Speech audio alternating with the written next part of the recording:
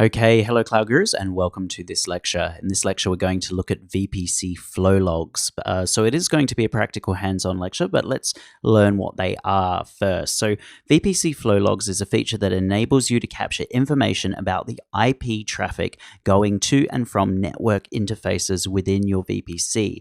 Flow log data is then stored using Amazon CloudWatch logs, and after you've created a flow log, you can view and retrieve its data in Amazon CloudWatch logs. So essentially, it's a way of tracking all the network traffic to and from your ENIs within your VPC. Flow logs can be created at three different levels. We can create them at a VPC level. If we do that, it's going to capture all ENI traffic within our VPC.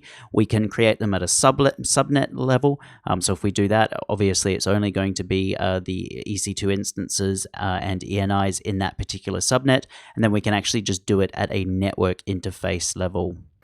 Okay, so here I am in the AWS console. I'm going to go over to my VPC, and in order to create a flow log, I just need to click on my VPC, select it in here, and go Actions, Create Flow Log.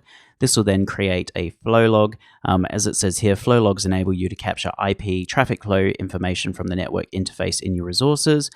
Your filter in here can be accept or reject. So the filter is simply to specify the type of traffic to be logged. Are you going to log all or just your accepted traffic or rejected traffic? It's up to you. For the role, I haven't actually set up a flow log role yet. So if we just click here, set up permissions, that will then load up IAM and we'll be able to go in and create a role. We're going to call it flow logs role. You can go in and view the policy document in here, but essentially it's allowing our flow logs to log to CloudWatch. So I've gone in and created that role. If I go back over to my other tab, I should now be able to see this role as flow logs role. So I'm going to click in there, and then there's destination logs group. Right now I have no log group. If I go ahead and try and create, it's going to prompt me. So you have to go back over to CloudWatch. So CloudWatch is under our management tools. So go ahead and click on CloudWatch, and we need to create a new log group.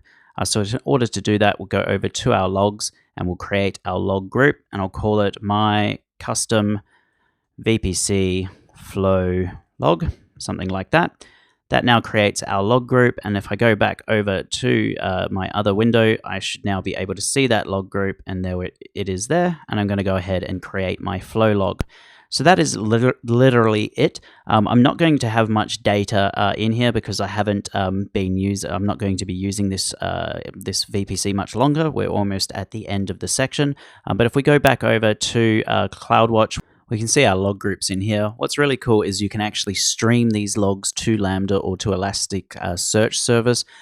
If you were streaming it to Lambda, you could have your environment proactively react to something that's going on inside your VPC, or someone, basically going in and potentially attacking your Elastic network interfaces or EC2 instances. You can also export the data to S3 as well.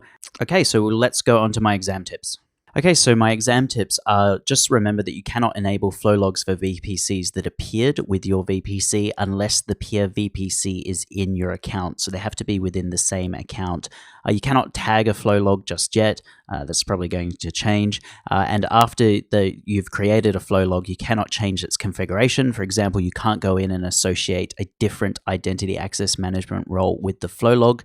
And then you must also understand that not all IP traffic is monitored. So traffic generated by instances where they contact the Amazon DNS service, that's not going to be monitored. Traffic generated by Windows instances looking for a Windows license authentication or activation, that's not going to be monitored. Traffic to and from 169.254.169.254 for the instance metadata. DHCP traffic is not going to be monitored. And then traffic to the reserved IP addresses for the default VPC router is not going to be monitored as well. So that's it for this lecture, guys. If you have any questions, please let me know. If not, feel free to move on to the next lecture. Thank you.